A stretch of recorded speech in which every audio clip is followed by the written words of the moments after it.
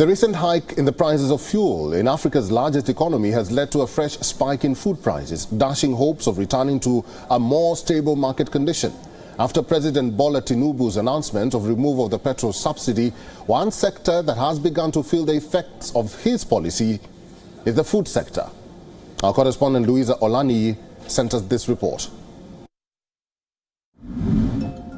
Nigerians are grappling with the rise in prices of essential goods and services for almost a year now.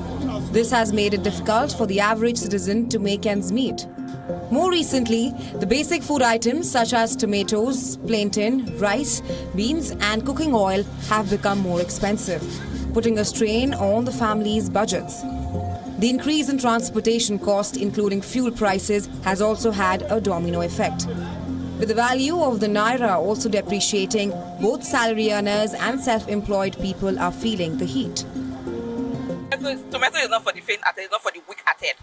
I bought some basket of tomatoes last week, Yoruba tomatoes for 55,000 naira. Then I bought the Hausa tomatoes, those fresh, fine one, for 26,000 for a very small basket. So you can imagine that. So it's really frustrating, especially as business owners. You can't even predict your profit margin when you wake up the next morning. You have to pay staff, so you have to pay Loma bill and all of that. So it's really exhausting. The economists say that the country's inflation exacerbated by the war in Ukraine, while the power sector flaws, endemic corruption, insecurity and structural rigidity are contributory factors.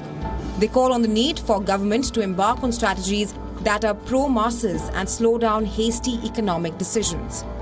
So the thing is, the government must look inwards if they want to. See, we do a lot of talk and less of actions. And even when we want to take action, it is usually not in the right direction. So the government must begin to be pro the man on the road. This is what I keep saying.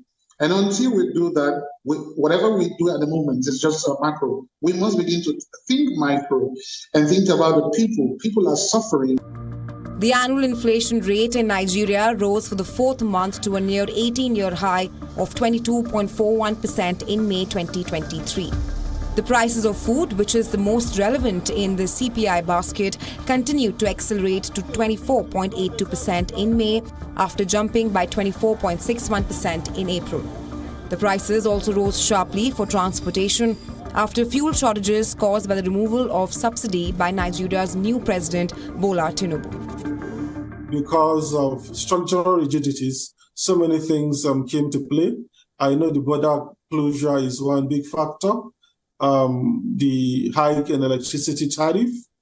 Another point is the monetary authority has been hiking interest rates, and that really affected a lot of things, particularly for farmers and other producers that depend on credit from the banking sector.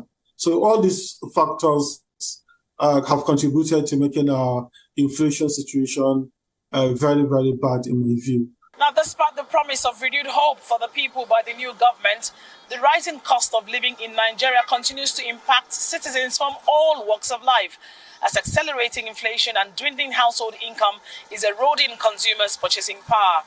It remains to be seen how the government's proposed initiatives will address these concerns. From Lagos, Nigeria, Louisa Olani, WION, World is One.